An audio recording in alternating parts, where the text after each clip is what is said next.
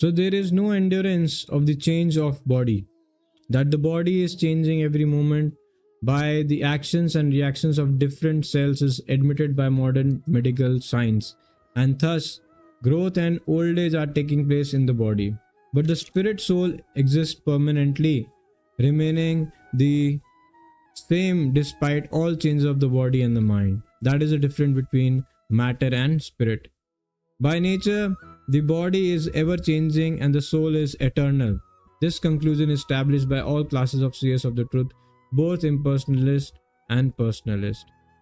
तो यहाँ पे जो है द साइंस ऑफ सोल के बारे में चर्चा हो रहा है, और तो बॉडी जो है उसका कोई एंडोरेंस नहीं है, इट इज़ ऑलवेज चेंजिंग, है ना। और हर वक्त जो है एक्शंस रिएक्शंस होते हैं हमारी बॉडी में कई सारे, और वो भी मॉडर्न साइंस ने एडमिट करा है कि कोई भी सेल जो है हमारी बॉडी में 7 साल के बाद एग्जिस्ट नहीं करता, means it changes after 7 years। पूरी बॉडी में जो भी सेल्स हैं सब change.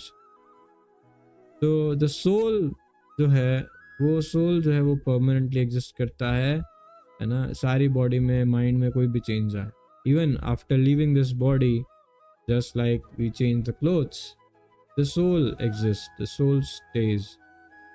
So that is the difference between matter and spirit.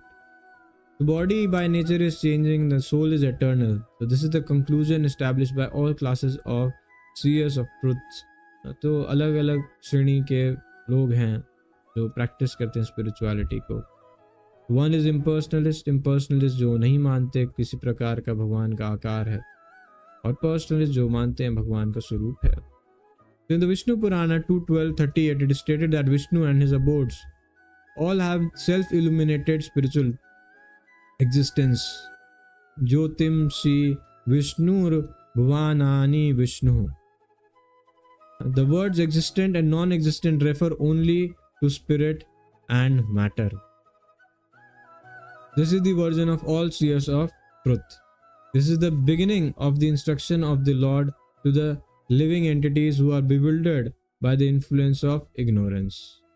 ये जो है पहला एस्पेक्ट है, ये पहला इंस्ट्रक्शन है भगवान जो है बता रहे हैं जीवात्माओं को, हम सबको, जो कि अज्ञानता से जो है भ्रमित हो चुके हैं।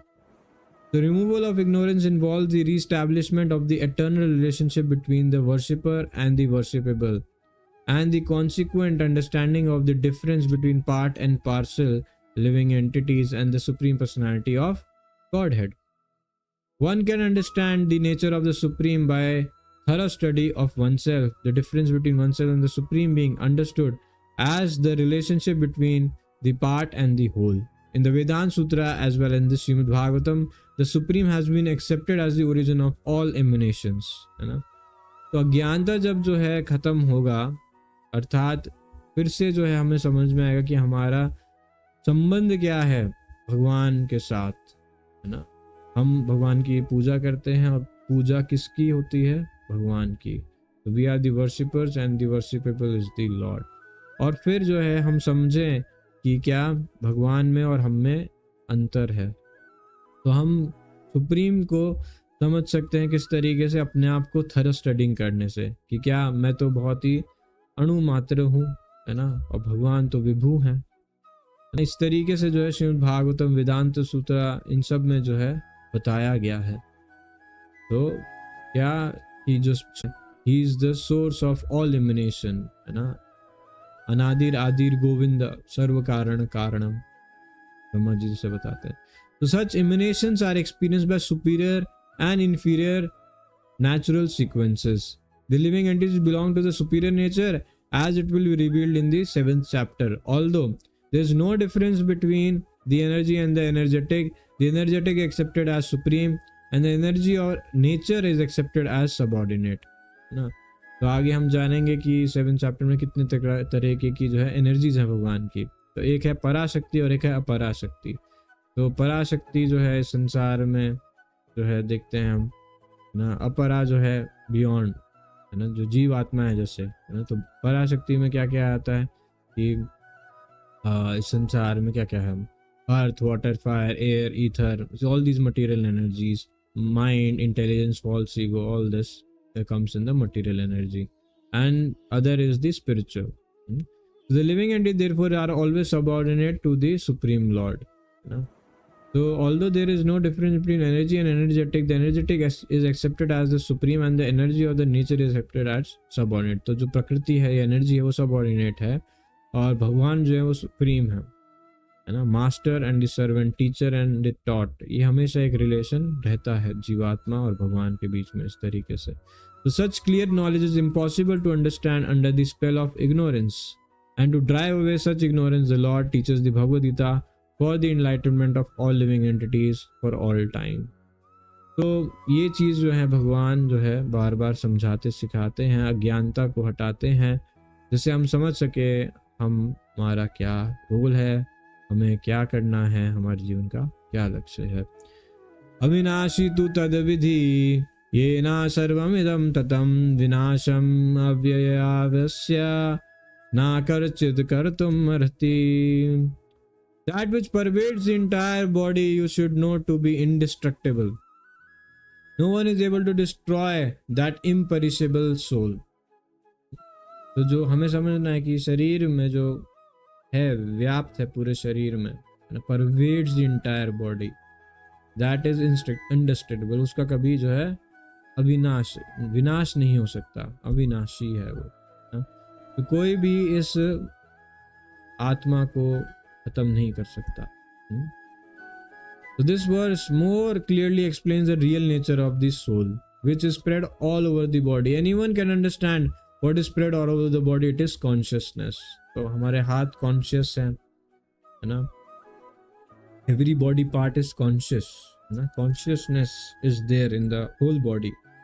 So by that we can perceive the cause of this consciousness is what? It is the soul. That soul is causing consciousness of all the body parts, and that is spread. That consciousness spread throughout the body. So that soul, which is the cause of this consciousness, is imperishable. So everyone is conscious of the pains and pleasures of the body in part or as a whole. तो इसलिए हम अपनी body को ही सिर्फ जो है feel कर सकते हैं कि हमारी बॉडी में क्या दर्द है, क्या सुख मिल रहा है, पर किसी और की बॉडी में नहीं. So we are limited in this aspect, and we are knowing, we are conscious of only this part of the body, this much of the. But the Supreme Lord, the Supreme Personality of Godhead, He's conscious, He's abhigya. He's fully cognizant of all the things which is happening in this universe, in multiple universes. He knows it. But we don't. We are only conscious about this body, this much. The spreading of consciousness is limited within one's own body. The pains and pleasures of one body are unknown to the other. Therefore, each and every body is the embodiment of an individual soul. तो ये भी एक चीज सिद्ध करता है कि मैं एक इंडिविजुअल आत्मा हूँ, आप एक इंडिविजुअल आत्मा हो. जैसे भगवान ने बताया था कि ये सारे जो राजा हैं, तुम और मैं, हमेशा रहे थे, हैं और हमेशा रहेंगे. तो वहाँ पे प्रभुपाद जी बताते इंडिविजुअलिटी ऑफ सोल के बारे में भगवान जो है सिद्ध करते हैं, है ना. तो उसी तरीके से यहाँ पे एक और पहलू जो है आता है कि we can not know pains and pleasures of someone else, we can only know our and nobody can knows ours, है ना. So this is what the individual soul is, right? So the symptom of the soul's presence is perceived as individual consciousness. This soul is described as 1/10,000 part of the upper portion of the hair point in size. So बाल का अग्रभाग, the edge of the hair, उसका 1/100 का 1/100 part, है ना. 1/10,000 part जो है उतना जो है साइज, मतलब it comes around 1 angstrom nanometre, उसके बाद 1 angstrom. so that is the size, so minute the size of the soul is. Upanishad 5.9 confirms this. Balagra shata bhagasya shata adha kalpitasya cha bhago jiva sa vigyanyah स चानतस्य कल्पते. When the upper point of the hair is divided into 100 parts, and again each of such parts are further divided into 100 parts, each such part is the measurement of the dimension of the spirit soul. तो ये शास्त्र में दे रखा है, हमें research करने की जरूरत नहीं है अलग से कि साइज ऑफ द सोल क्या है ना. Let's put the soul under the electron microscope, है ना, तब हमें पता लगेगा अच्छा कितना साइज है. We cannot put under, find another reference, that is केशाग्र शतभागस्य शतांशः तदशतात्मकः जीव सूक्ष्म स्वरूप अयम संख्यातीतो कीचित Kanh. That is given in Shri Chaitanya Charitamrita Madhya Leela 19th chapter 140. There are innumerable particles of spiritual atoms which are measured as 1/10,000 of the upper portion of the hair. Therefore, the individual particle of the spirit soul is a spiritual atom smaller than the material atom, and such atoms are innumerable. बहुत सारे ऐसे और जो है atoms हैं, spiritual sparks हैं, living entities हैं. So this is this very small spiritual spark is the basic principle of the material body, and the influence of such a spiritual spark is spread all over the body as the influence of the active principle of some medicine spreads throughout the body. तो जिस तरीके से कोई medicine हम खाते हैं उसका प्रभाव हमारे पूरे शरीर में जाता है, उसी तरीके से जो ये जीवात्मा है इसका प्रभाव जो पूरे शरीर पे रहता है.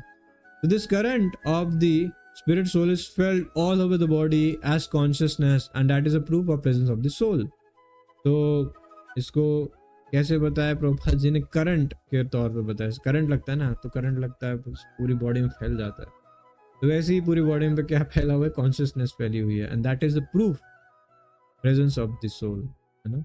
और हम एक और चीज जानते हैं कि 6 तरीके के चेंजेस होते हैं बॉडी के अंदर. बर्थ होता है और डेथ होता है, उसके बीच में बर्थ के बाद क्या है? ग्रोथ के बाद it stays for some time, then it produces some byproducts, then it dwindles, then it diminishes, and becomes old, and then dies, right? So these 6 changes happen in the body, and that is only and only in those bodies which are living, not in dead. आप table देखो, कोई rock देखो, कुछ भी देखो, पहाड़ देखो, उन सब में ये 6 चेंजेस नहीं होंगे, बट किस में होंगे? सिर्फ एक उस बॉडी में जिसमें सोल एग्जिस्ट करता है, लिविंग बॉडी में. Any layman can understand that the material body minus consciousness is dead body, and this consciousness cannot be revived in the body by any means of material administration.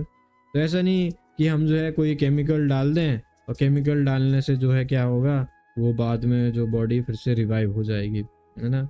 ऐसा नहीं होता, है ना. कितना प्रयास हम करके देख सकते हैं, but it doesn't happen, right? So therefore the consciousness is not due to any amount of material combination, but due to the spirit soul. तो जैसे कोई व्यक्ति का डेथ हुआ तो डेल्टा टाइम t, है ना, तो t1 माइनस t2, तो t1 पे जीवित था, t2 पे डेथ हो गया. तो ऐसा क्या चेंज हुआ बॉडी में? केमिकल जिसका चेंज हो वो डाल दो, जीवित कर दो उसको, पर ऐसा नहीं होता, है ना. जब स्पिरिट सोल निकल गया बॉडी से फिर कुछ नहीं हो सकता. ही इज डेड, नो मोर. तो उसी तरीके से जो consciousness है, और कोई भी मटेरियल कॉम्बिनेशन, कुछ केमिकल ऐड करने से वो रिवाइव नहीं होगा. तो in Mundaka Upanishad 3:1-9 the measurement of the atomic spirit soul is further explained. एषु अनुरात्मा चेतसा वेद्यत्वयो यस्मिन् प्राणः पंचधा समविशेष प्राणेश चित्तं सर्वं मोतं प्राजानं यस्मिन् विशुद्धे विभवत्येष आत्मा. The soul is atomic in size and can be perceived by perfect intelligence. This atomic soul is floating in the 5 kinds of air: prana, pana, vyana, samana, and udana. It is situated within the heart and spreads its influence all over the body of the embodied living entities. When the soul is purified from the contamination of the 5 kinds of material air, its spiritual influence is exhibited. तो यहाँ पे क्या समझाया जा रहा है कि जो आत्मा है वो कहाँ रहती है? हृदय देश अर्जुना तिष्ठति. भगवान भी आगे बताते हैं कि जो यहाँ पे जैसे बता रहे हैं कि आत्मा का निवास स्थल क्या है, जो हार्ट रीजन है, हार्ट के अंदर नहीं। तो कोई कहेगा कि ब्रो जी हार्ट जो है ट्रांसप्लांट कर दो तो वो आत्मा चेंज हो जाएगी, नहीं।